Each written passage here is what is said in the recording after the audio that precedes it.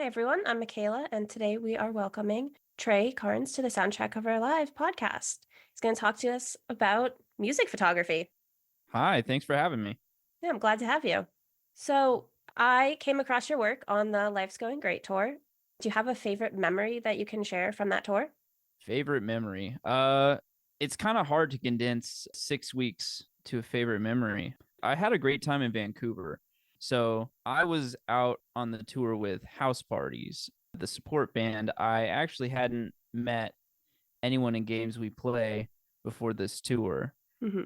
which is really cool because now those guys are my friends. But for the Vancouver show with House Parties, the band had a radio interview with a college radio station. So we had to drive 3 hours that morning, cross the border, and get there by, I think it was 10. And we drove, I think, like 12 hours the night before. So we were exhausted. But Stressful. oh, yeah.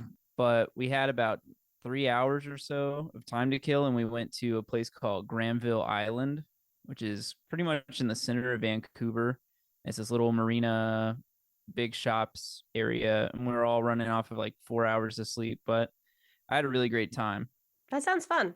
I just love Canada. I had a good time in Toronto too. Walked around with the guys in games we play. We went in a record store and we went in a thrift store. So you don't get a ton of downtime, but moments like that, I kind of cherish them. That makes sense to have those downtimes to make the stressful times less stressful, if that makes sense. Right, exactly. Yeah, so, how did you discover your passion for photography and then for concert photography? So I was a musician first before I was a photographer. I played in a couple bands for a while and, going on much smaller tours Hmm. that I was in. I was a performer on, and I would take, all these pictures on my phone and stuff, and they didn't look good, but, I had fun with it. And that's what's important. But I eventually decided, you know what, maybe I should just get a real camera and actually try this. Hmm. And so I got my first camera. It was like spring of 2019. So yeah, I've been doing this for about 5 years. But I had a bunch of friends who were music photographers, and it would be too easy to just jump into that. And it's like I'll just keep taking photos for fun. Hmm. And then a friend of mine named Aaron, he had some friends who were in town and they were looking for someone just to take some pictures. And I had my camera for probably about a week. And I think they guest listed me. And I drove to this venue in Austin called Come and Take It Live. Very, very much a Texan venue name. But there's probably like 15 people there. But had a good time and I took some photos and they really weren't too bad looking back. Hmm. But I had such a good time that I pretty much just became obsessed with it. And yeah, the rest is history, I guess. I didn't expect to like it as much as I do. Yeah. It's like it's one of those things that I'm a very calm, chill. I've never been the guy who's, super high energy, Hmm. but I found that I kind of thrive in some of those high stress environments like that, which is funny because I remember a session with a therapist years ago. She brought that up. She said that it's interesting that, I'm drawn to that environment as Hmm. someone who is pretty mellow when, a sold out, show is not mellow. Not at all. Especially, with a lot of people moving. If it's a small venue, no barricade, it's hot, it's sweaty, it's packed. It's hard work, but I really like it. I find that I thrive in those environments. Hmm. What is your favorite part and then your least favorite part of the job? Probably my favorite part is I would say I love being just in the moment, kind of being in Hmm. that flow state. I kind of just the most locked in I've ever been, really just hard focused. When I think the most rewarding is when I know a moment's happening and I sprint from side stage out to the front and I go up the stairs up to the mezzanine. I run up and I get there right in time for that last chorus of the song to hit. And I get, the Hmm. jump shot or, something like that. I just love capturing moments. And I feel like I've found as I've done just more photography that I care less about having a technically perfect image, Hmm. and I care a lot more about conveying an emotion or conveying a story. Hmm. Pretty much how I want any of my images to come across is that if someone looks at it and they feel something, I succeeded. And I like so, that. because anyone can just take a picture of what's happening, Yeah. and it's kind of like the difference between, I don't know, like with some wedding photos where it's like, well, that's a picture of what happened. Hmm. That's the moment versus, for example, like a wedding, like, oh, it's, a picture of mom crying, seeing her daughter walk down the aisle or Hmm. something like that. I think you can kind of approach music the same way. It's like getting images of people, someone who's at barricade, who's having the time of their life. Hmm. That's fun because you never know what that person's dealing with, but you have this, raw moment of them genuinely enjoying themselves. Yeah. I really like that. It's a nice way to look at it. Yeah, I try to, I don't know. It's like, it's in the grand scheme of things, being a photographer in the music industry is one of the less important jobs, Hmm. but it's not. Like, so for day of me being there, the show will run without me there, right? Right. Like, I'm not integral at all for that. Like, the front of house person, you know, someone running lights, Hmm. artists are way more of a quote unquote important job, but afterwards, that's where photography is super important. Yeah. It's like, I don't know. It's I'm just kind of talking in circles, but I really enjoy kind of just capturing moments like that. Yeah. Do you have a favorite show that you photographed? Ooh, favorite. That's a good question. I genuinely don't know how many how many shows I've taken photos of. There's a few standout ones. One that comes to mind is there's a house show here in Austin. I think 2 years ago, maybe close to 3 years ago. But oh man, what was the name of the band? Oh, I can't remember. They're signed to a record label called Run for Cover, but I took a picture on a Instax camera of a Hmm. guy. It's literally someone's living room, and a guy is jumping off of the staircase. And I got a picture of him as he's jumping off. And it's currently, I think it's still the picture on Run for Cover's website, but Oh, it's cool. this show that was not announced until day of, and I knew it because it was at my friend's house. Hmm. But one of the most crazy shows I think I've ever seen. Another pretty crazy one was I saw Turnstile pretty much right after they put out their new record at a venue called Mohawk in Austin, and that one was sold out. But there were so many people in there that it was definitely past capacity. So many people snuck in, were brought in. I know one guy.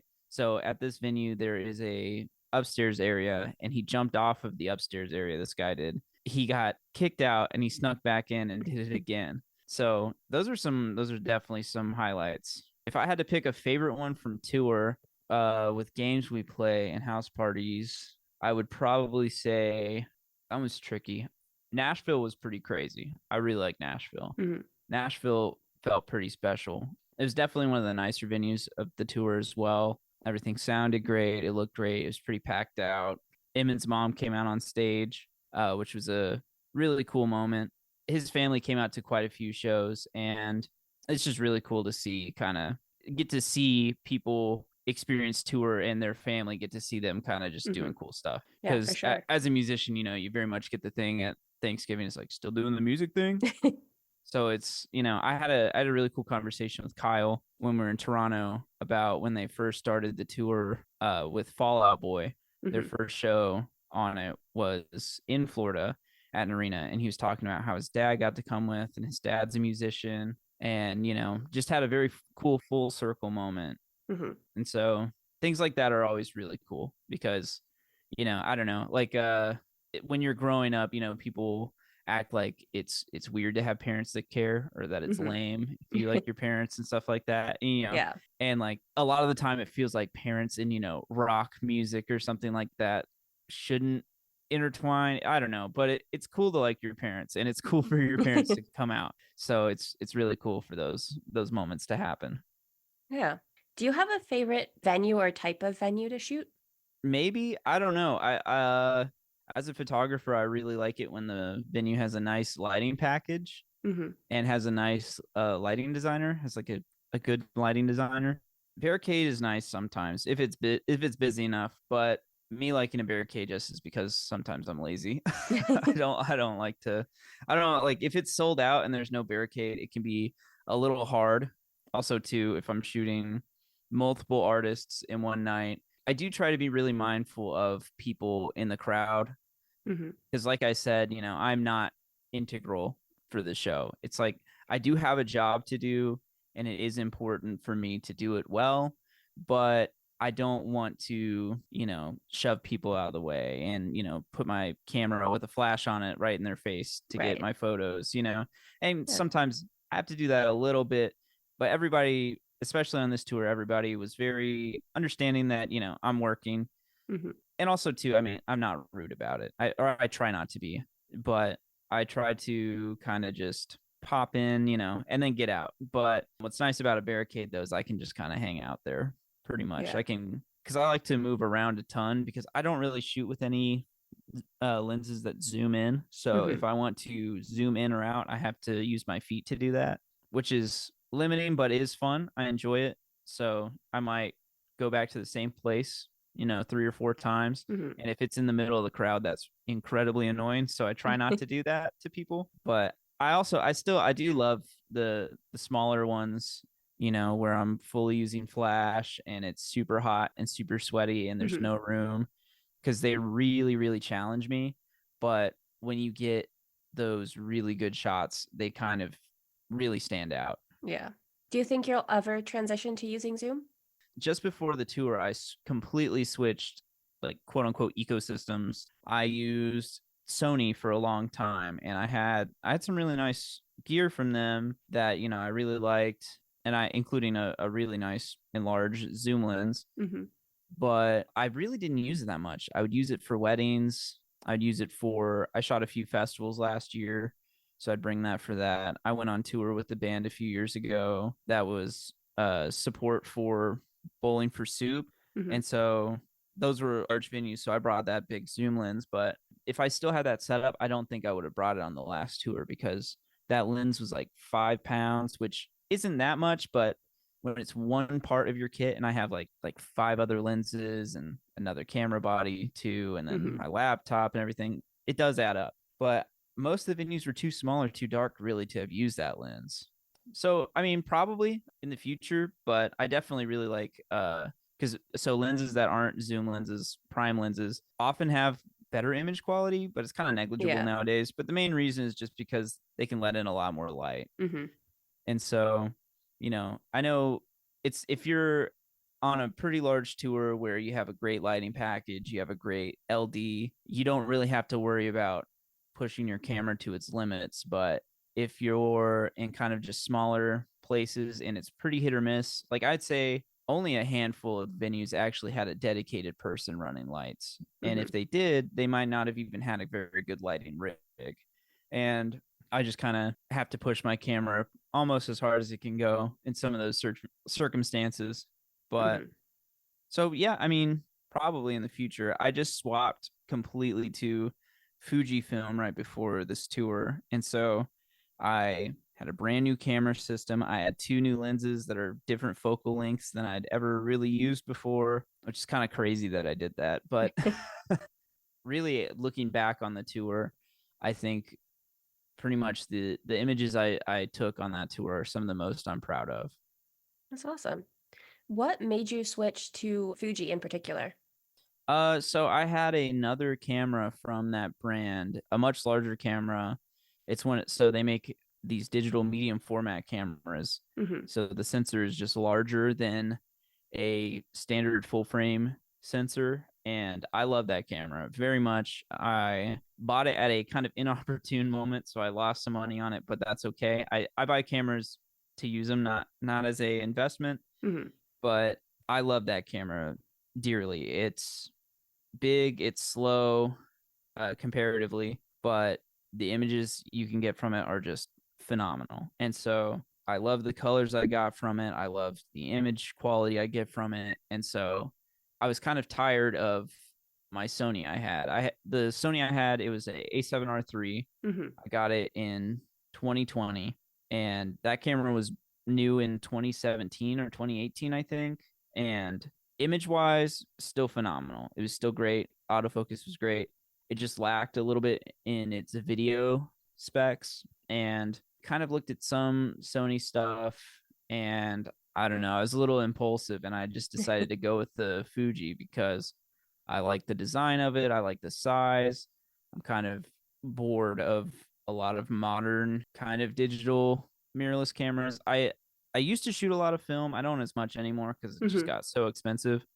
Yeah. But I still love film. I still have too many film cameras. But I got the Fujifilm X-T5, which is not really the best suited for what I do, but like I mean it's slower than my other camera was, Hmm.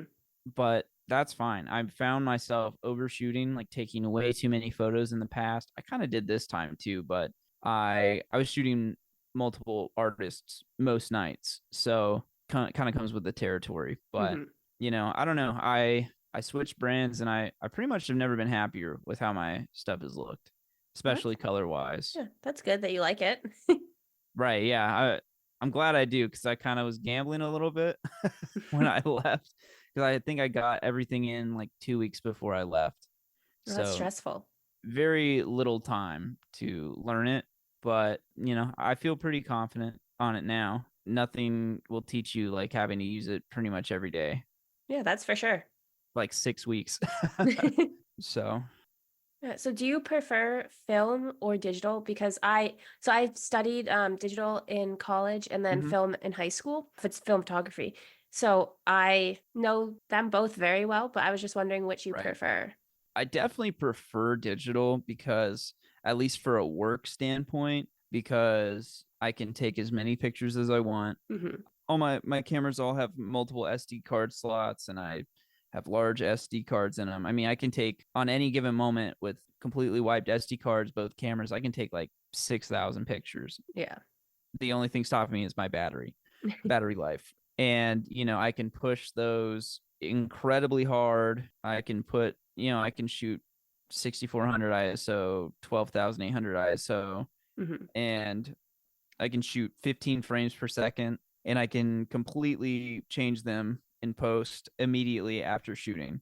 Hmm. So for professional work, it's pretty much unbeatable. But I do love the process of shooting film, and not so much 35 millimeter. I do enjoy it, and it's kind of just fun. I like 35 millimeter when I'm just kind of hanging out, Hmm. not thinking too much about it. But if I'm actually trying to be pretty, what's the term? I guess particular about my photographs, like I'm really wanting to take my time and really get my composition and get a shot that I'm really aiming for, not so much just kind of pointing and shooting. I really Hmm. like shooting medium format film. Okay. I have a Pentax 6.7 Oh, medium format nice. camera.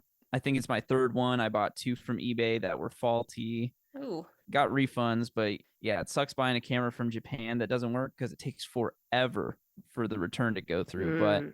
I finally, went through all these forums from the early 2000s listing the serial numbers, and I tracked down one from the 90s because I was buying ones from like the 70s, Hmm. and I finally got one that works. And I love Yay. that camera. It's a giant brick.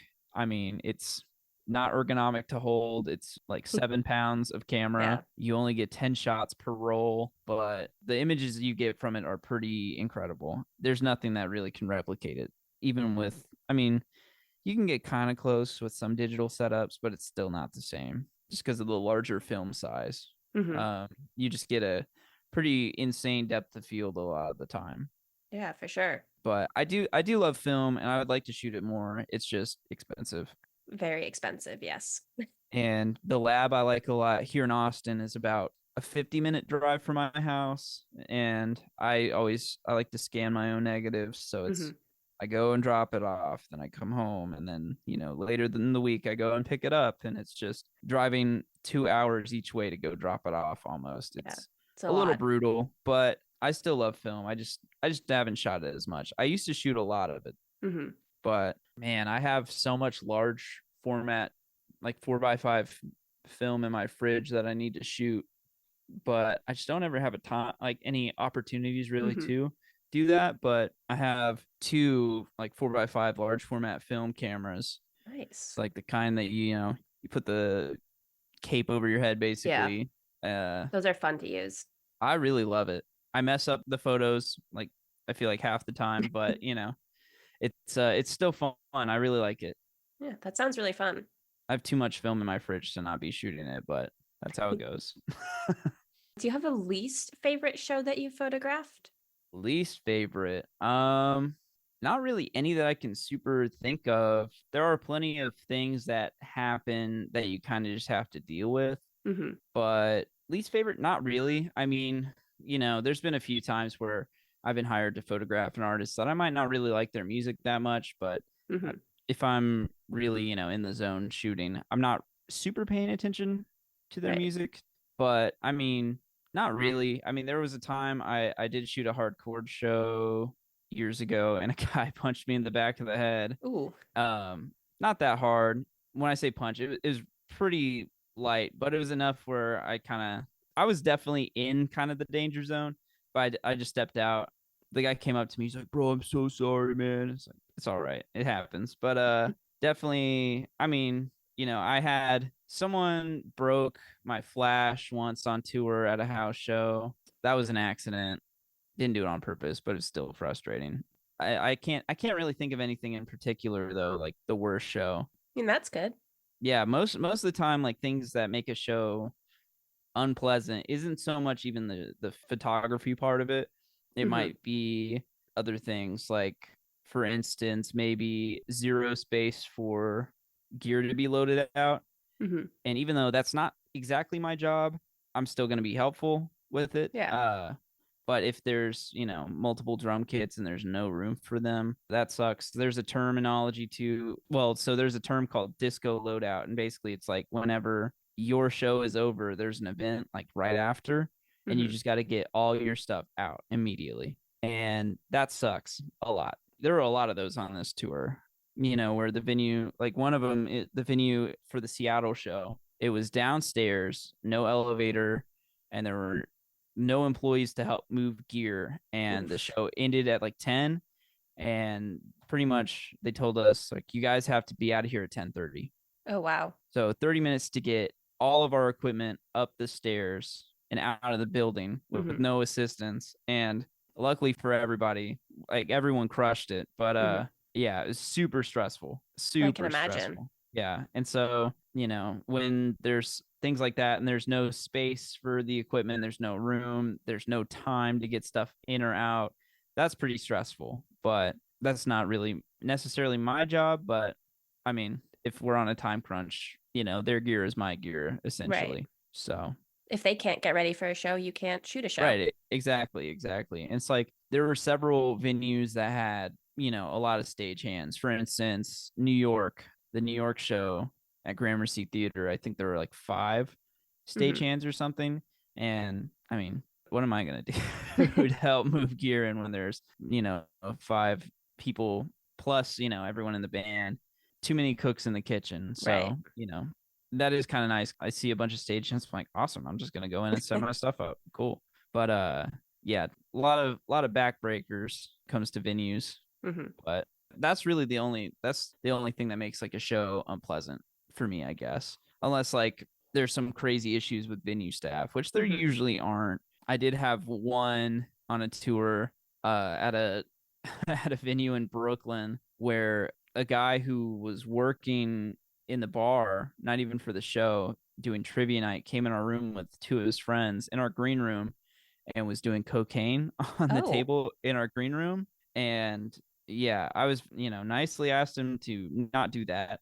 I really don't care what people do, just especially like the band I was with, there was a guy who was kind of in recovery from alcohol Hmm. and some other stuff, and it's just not cool. And so, and the guy acted like I was the worst person in the world for asking him to do that literally anywhere else. Apparently he, like, the band said the guy was, afterwards was apologizing to them and like started crying, and it's just like a lot.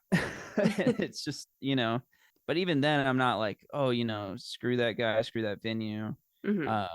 He just made a weird choice, but seems Yeah. like he was going through it. So it's really, I don't know. I haven't really had any shows where I'm just like, when I leave and I'm just like, that was the worst show I've Okay. ever worked. I mean, that's good that you haven't had any that are super memorable like that. Yeah, nothing too bad. There's plenty of things where people do some weird or questionable stuff, but it doesn't leave too much of a sour taste in my mouth. There are definitely venues that are basically just shacks where people play music in. But even then, like I feel like if the show is full enough with people who care about the music, it makes up for it. Hmm. And even like you can kind of forget that you are in a ridiculous venue like Salt Lake City. The venue, it's a pretty legendary venue called Kilby Court, Hmm. and Kilby Court is the vibe there for a packed out show is incredible. It's crazy. If it's packed out, people are just going nuts. People love the artists. It's awesome. But that being said, it is basically a shack, and the bathroom is basically almost like an outhouse. It's this detached building, and the light doesn't work in there. And yeah, it's not the greatest venue, but I don't know. Salt Lake City is just kind of crazy. But especially, I mean, I don't know, you got 250, 300 people in there, all just going crazy for the artist. You kind of can just ride that high. Hmm. You can kind of forget where you are. But yeah, nothing too bad, really. Knock on wood. We've just cursed your next tour. Right, I know. Next one is gonna have the craziest things I've ever seen. There's just so much stuff that just happens on tour when you're in the middle of working that you go, well, that's weird. Well, I'm too busy to deal with that. Hmm. You just kind of keep going. But then, later that night, you're like, did you guys see that? Is there Uh, any in particular that stand out that you can talk about? there's the last show of tour, this guy, like a good example of just weird stuff is like, so house parties, their drummer Wes, his dad flew in for the Hmm. Boston show, Oh, that's and he was, awesome. yeah, and Wes's dad rocks, but he was taking a picture of the street just to send to his family, just be like, Yeah. hey guys, I'm in Boston. And some guy was walking by and came up and basically was grilling him, trying to see his phone to see if he was in the picture, Oh. and just keeps going and going and going. And was basically like almost willing to fight us over this picture. And I'm like, dude, we're just trying to load out the trailer. Like, just go away. Hmm. Just go away. But there's so many people. I mean, the guy leaves and everybody's like, what was that about? And then they told us a story, but it's just, I don't know. People are strange Yeah. everywhere. And so, when you're out late, Wait, was so this at many the end of the nights. tour? Like the last, Yeah. like a Yep. night after? It was the very last night. It was night of the Boston show while we were loading our equipment out. I don't remember that happening. I was there the whole time. He was pretty quiet about it, but Okay. yeah, he was standing over by the trailer. That's And weird. but yeah, I walked in, and pretty much apparently while I was inside, Wes finally, because the guy had been there for a while Hmm. and kept just going and going, and Wes told him to leave, and the guy was kind of acting like he was going to try to square up, but I guess decided it's not in his best interest. But stuff like that happens occasionally. Yeah.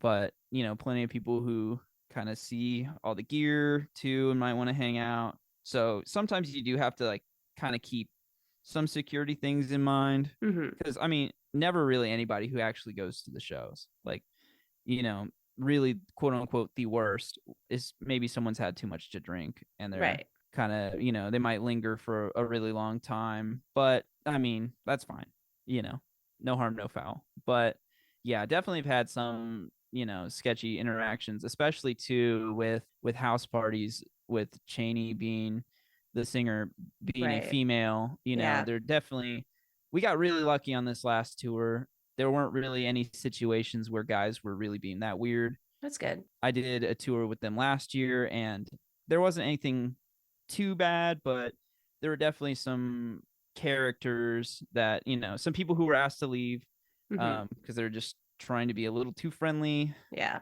And unfortunately, that's something you have to consider Hmm. because, I mean, I've done plenty of tours where, it's all dudes and that doesn't even cross your mind. You might Right. just be like, oh, this guy's being kind of annoying, but whatever. Whereas, like, I've never had to be concerned about a guy being too touchy. Whereas, when you're out with anyone who is not a man, you have to consider that. Yeah. So I remember it was like the second show of tour. We're outside loading up the car, and Cheney texts the group chat. And asking for me. She's like, Trey, can you come here ASAP? So I was ready. So, Hmm. I drop everything. I run around to the front. I come in thinking that somebody's messing with her, and she's like, can you get the guys to sign this? And so I run in, I'm ready. Hmm. And so I just was like, put my head in my hands for a second. I was like, okay, it's like, please tell me first. I was ready to fight somebody. I thought somebody was messing with you. And she's like, oh no, I'm good. She's like, thank you though. She's like, I was out of breath because I was sprinting over. It's just Hmm. funny. I'm just talking in it on a tangent right now. But no, most people are super cool. Really thankful to not, because I've heard plenty of stories of people, I don't know, like you'll see on Twitter, it's like this hardcore band fought their promoter or something and Hmm. never experienced anything even close to that crazy. That's good. So, what have been some of the biggest challenges that you faced in concert photography, and then how have you overcome them? Biggest challenges, I guess, would be there's a few. I guess so you're always going to have limitations of the venue you're at. Hmm. So, for instance, if you get in there and there's like a band hires you, like it's not everything I do is on tour.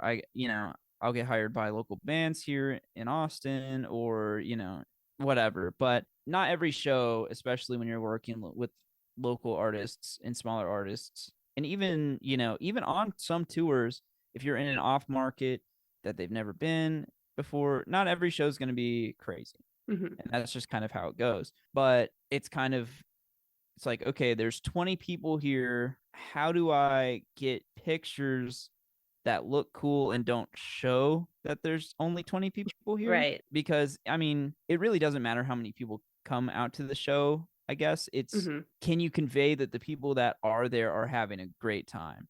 And kind of trying to figure out how to balance that is tricky.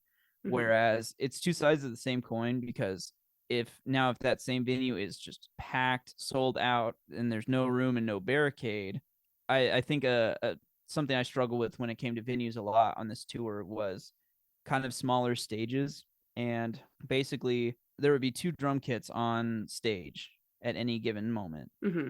And so one left and one right. And so a lot of the time, if the kit is in the center, I can kind of hang out, to the back side of one, Hmm. like one side of the stage, or, I can walk around behind. But when there's two kits on stage, and if it's a smaller stage, I might not be able to exactly walk around one of the kits Hmm. because it's so much in the corner or against the back wall. And also, to kind of trying to be mindful, I don't want to knock over anything. I don't want to unplug anyone's cables. Yeah. And, because it's all sound checked, it's all the lines are run. I don't want to mess anything up. So definitely, when I get to a venue and I'm like, well, I have about 5 angles, 5 places I can stand to take photos. Hmm. How can I do this? That's definitely tricky. And I don't know, a lot of that is just trying to be as creative as I can, trying to not overthink it, kind of just live in the moment. Because especially once you're halfway through a tour, you kind of know the rundown. You Hmm. kind of know, because even with more planned out performances, there are new things that happen. Yeah. But I kind of know. I mean, at the end of the, like, by that point in tour, even if it's a band I'm not too familiar with. Like, for instance, I didn't really know any songs by Games We Play, Hmm. but by the end of it, I'm like, cool. I know exactly what Kyle's gonna do when this chorus kicks in. I know exactly what happens here. I know that they loop this part 3 times and then it all comes in. Hmm. Stuff like that. And so I can kind of be ready for that, but also too, there's still plenty of different things that get added. Like sometimes people change their set mid tour, Hmm. which I know Games We Played did that a little bit on this run. So I really the hard it's way harder because I can deal with bad lighting. I can just put a flash on. Yeah. It's not my favorite, but you know, what are you gonna do? But I would much rather have plenty of places to stand than have great lighting.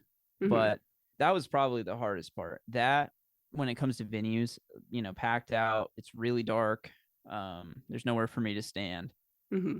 Those are definitely, it's like standing there. It's like, well, what am I gonna do? Yeah. But also too, there's several times where I'm standing there. It's like, well, I'm not gonna take 100 of the same shot. So there are a few nights where I kind of like I'm just gonna sit here and kind of enjoy the show a little bit more because I mean, it's like cool. Well, I got pretty much all my shots, especially too if games we playing for over an hour. Yeah. Don't need a photo of every single moment that's happening, especially if it's Hmm. from the same angle. But also too, I think what's also really difficult on tour, especially one that's 6 weeks long, is photographing the same artists every night. And also, if you're shooting multiple artists, getting unique content to them every night is Hmm. kind of difficult. Using the same gear, using the same editing, like presets I've developed. Yeah. And it's kind of like, how do I not just give the same picture in a new place? Right. And I feel like I did a pretty good job of that. I would say so. There's so many pictures I took that will probably never see the light of day. Well, Hmm. that will never see the light of day. But then also because I think I did the math. I don't remember it at this point, but I think I delivered, I don't know, a little over 2,000 images, maybe a little less. I'm not sure. I can't remember. But there's no way all 2,000 of those will be posted. Right. But I feel like I don't know. I feel like they are unique enough, and I try also too. I will deliver, sometimes I'll deliver like 3 or 4 images that might look the same, but the Hmm. artist is making slightly different faces. And I Yeah. know everybody can be very particular about a picture I might think someone looks the best in, they might disagree. Hmm. So if I have 3 pictures that might look the same but their faces are just a little different, I might just include them. But Yeah. I guess the main way I've overcome that is because it's always hard.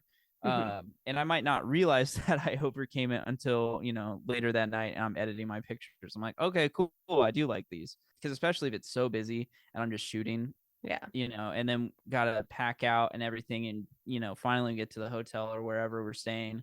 It's 12:30, 1 o'clock. I have no idea what my pictures look like.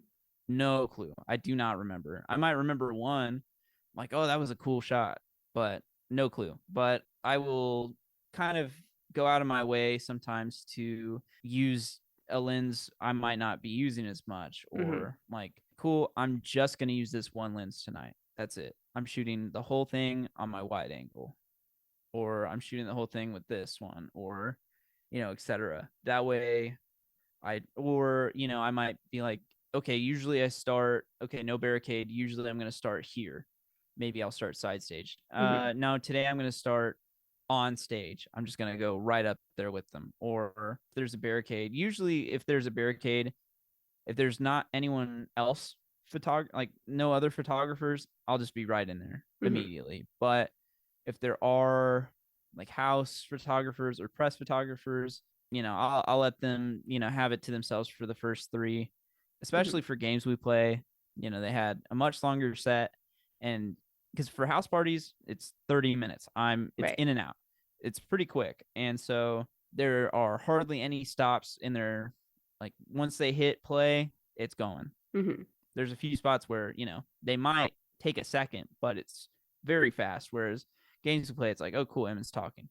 I Yeah. can chill. Or it's like, okay, cool. 3 songs went by. They still have 8 more. Hmm. Um, so I can definitely take my time a lot more, but kind of just really like, oh, cool, there's a mezzanine. I'm going to start up there. Or kind of just anything to kind of switch my process up, even Hmm. if it's small. That way I'm not just kind of in autopilot Makes sense. where I'm like, where I'm side stage, band walks on. Cool, I'm here. Now I'll go up front. Okay, now I'll go backstage. Now I'll do this. It's like, Hmm. what can I do to disrupt that? Anything that just makes me feel maybe not out of my comfort zone, but makes me think a little bit more. Anything to feel different, I guess. That way, I don't know. I feel like that's definitely one of the hardest challenges. Hmm. Luckily, all the artists move a lot. I'm not shooting a solo artist with an acoustic.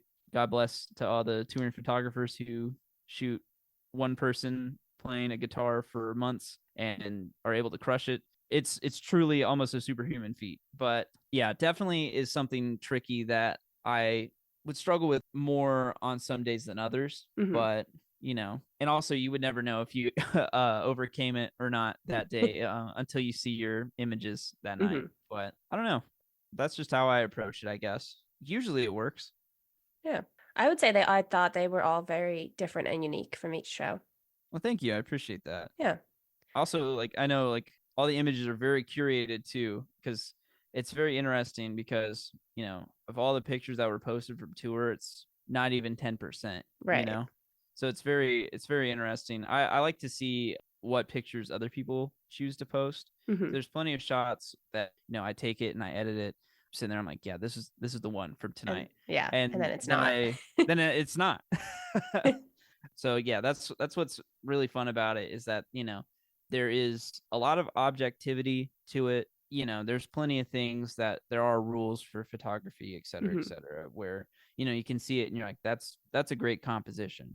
But so much of it is extremely subjective, especially Yeah. when, you bring in the emotional part of it with portraits. And that's why, I don't know, I kind of just am over the whole super perfect photos, like I was saying earlier. Like Hmm. plenty of shots where, I'm looking and like misfocus a little bit, or it might be a little blurry. Their ear is the sharpest part, not their eye or Hmm. whatever, but the face they're making, or it just captures the moment perfectly. I'm like, I don't care.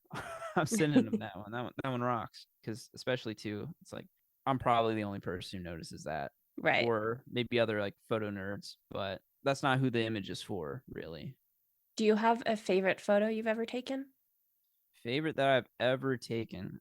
I don't know. It's hard because I shoot so much different stuff on so many different cameras and formats. Hmm. It's a little tricky. One that does stand out to me is I went to Colorado with my family a few years ago, and I took a portrait of a park ranger.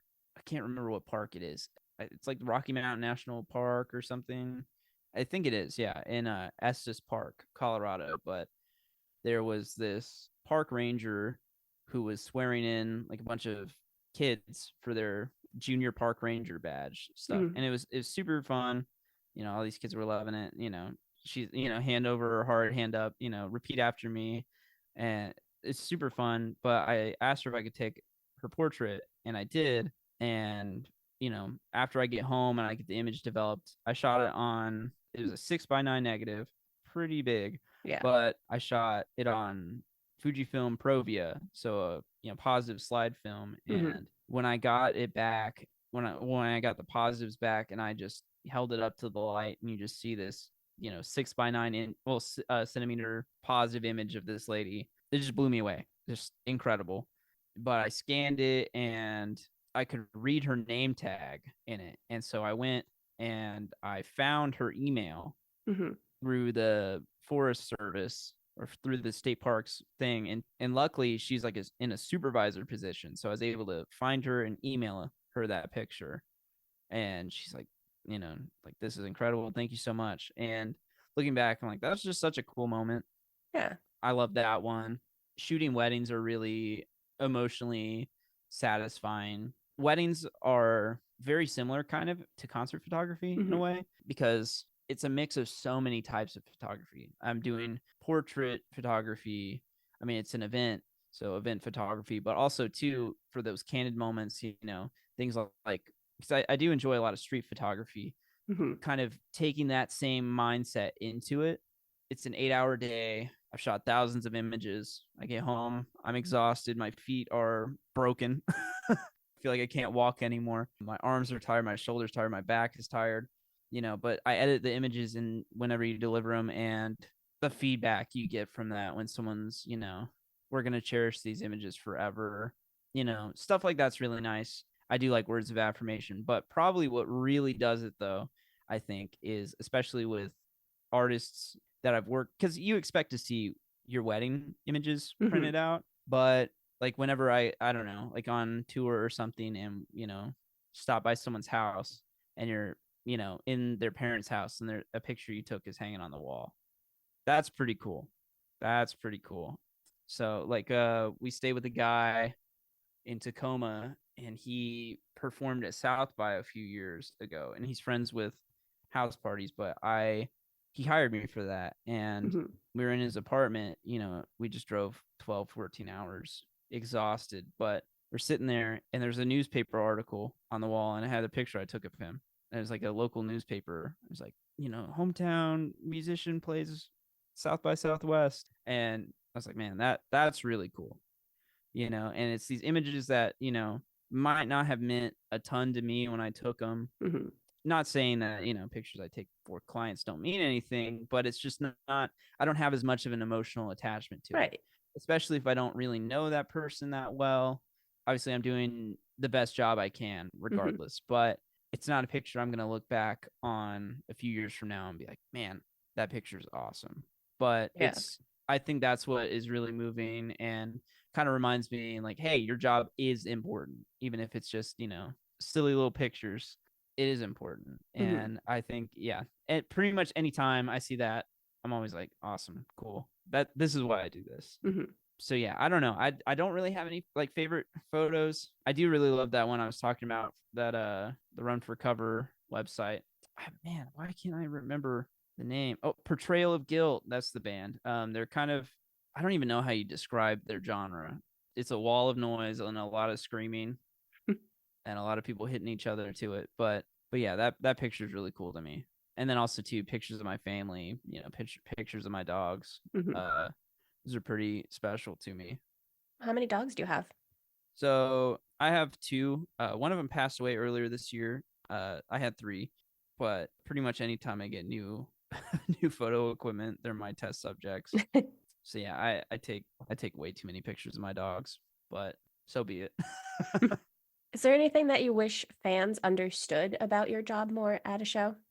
Um, I guess the one thing would be if I come into the crowd and you know, I might walk in front of you, I might squeeze past you, I might quote unquote take your spot. I'll only be there a few moments. I won't be there longer than a song, Mhm. and I am aware that I can be annoying doing that sometimes, but I'm never meaning to be rude. I'm just trying to do my job. I very much do say excuse me. I use my manners. I don't want anyone to think I'm trying to push them out of the way, because Mhm. I don't ever push people out of the way. But I'm not trying to be rude. I know everyone's perceptions are different, especially in an environment like that where you might not hear me. But yeah, if I do pop up in front of you, and I'm not a super tall guy, but I'm not short either.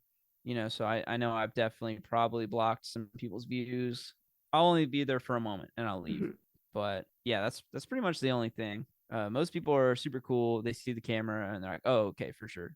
Like, he's working, or they see the camera and the laminate. Yeah, I'm not just trying to get to the barricade and steal someone's spot. Most people are pretty understanding of that. So, Mhm.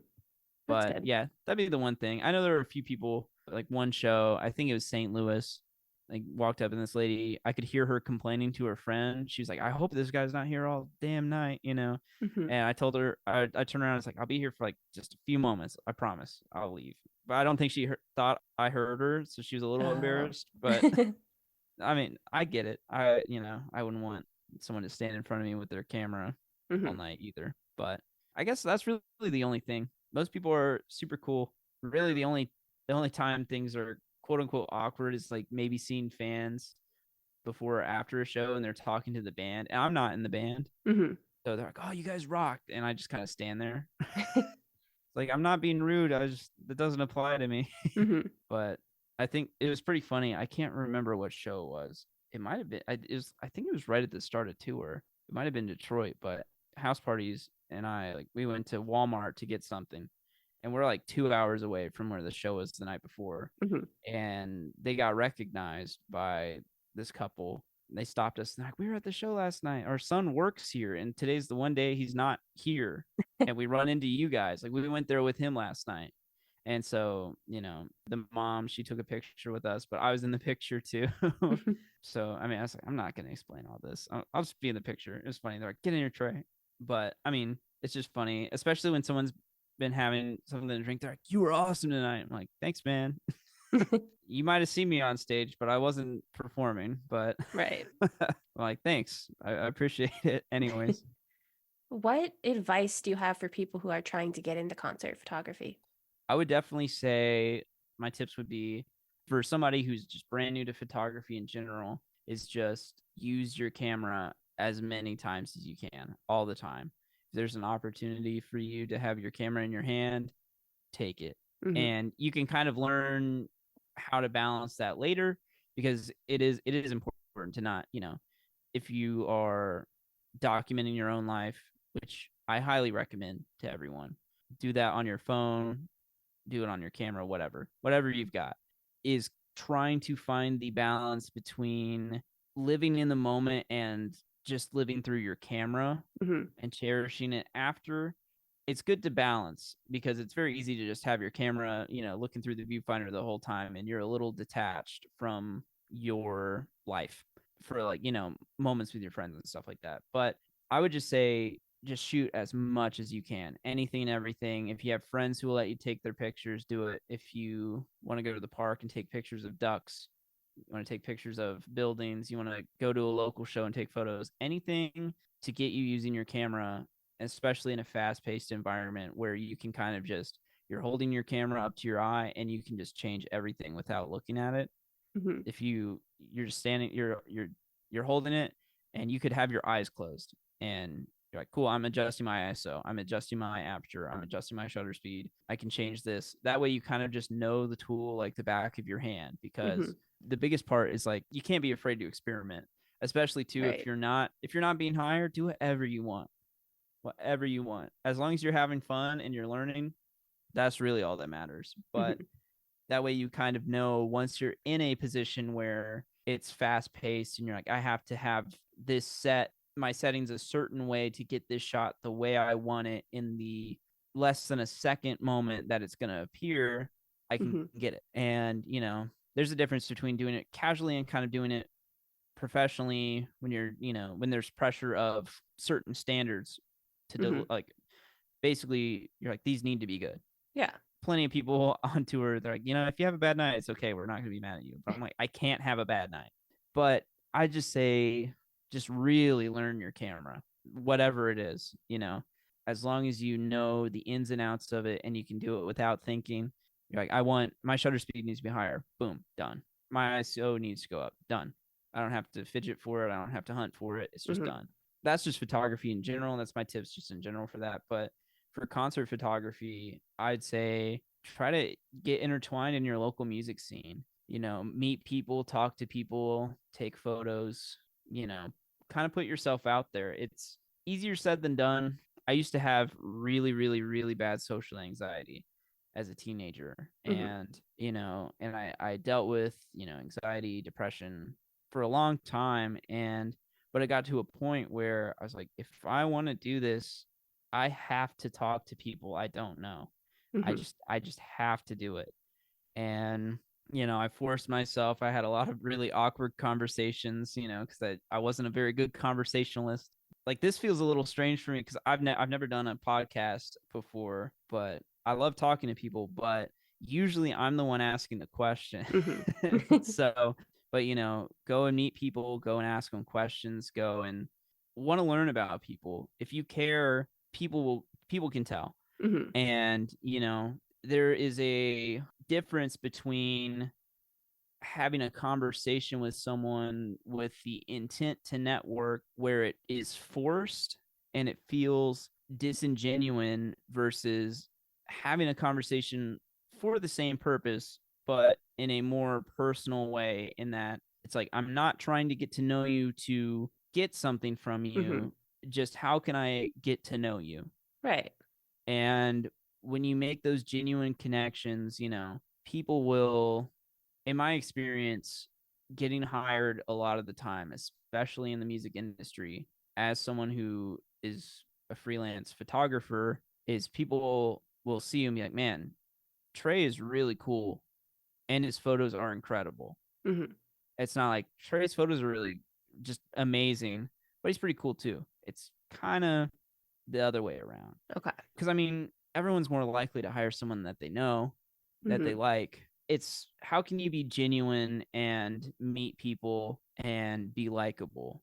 I guess is really the main thing. And it's Mhm. just like it's really easy to be nervous talking to people. And I don't know. I found that 99% of people are nice. They're cool.